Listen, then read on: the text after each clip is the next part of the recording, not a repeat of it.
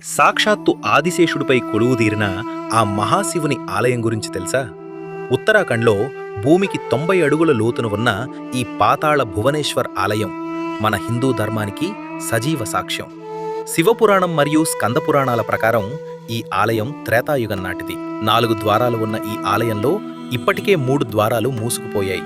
రావణ సంహారం తర్వాత పాపద్వారం, కురుక్షేత్ర యుద్ధం తర్వాత రణద్వారం మరియు ధర్మద్వారం మూసుకుపోగా ఇప్పుడు కేవలం కలియుగ మానవుల కోసం మోక్షద్వారం మాత్రమే తెరిచి ఉంది.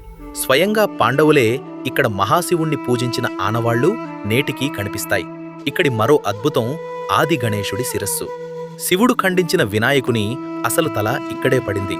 ఇప్పటికీ ఆ శిరస్సు పైన ఉన్న 108 రేకుల రాతి తామర నుండి జలాభిషేకం జరుగుతూనే ఉంటుంది. ఈ గుహలో యుగాలకు సూచికగా 4 రాతి స్తంభాలు ఉన్నాయి. అందులో కలియుగ స్తంభం ఏటా పెరుగుతూ అది గుహ పైకప్పును తాకిన రోజున కలియుగం అంతమవుతుందని భక్తుల నమ్మకం. ఈ గుహనేల అంతా ఆదిశేషుడి ఆకారంలో ఉంటూ ఆ మహాశివుణ్ణి మోస్తోంది. మన పురాణాలు కేవలం ఊహలు కావు అని చాటి చెప్పే పాతాళ భువనేశ్వర్ ఒక అంతుచిక్కని అద్భుతం. మీ అభిప్రాయాన్ని కామెంట్ చేయండి మరియు ఫాలో అవ్వండి.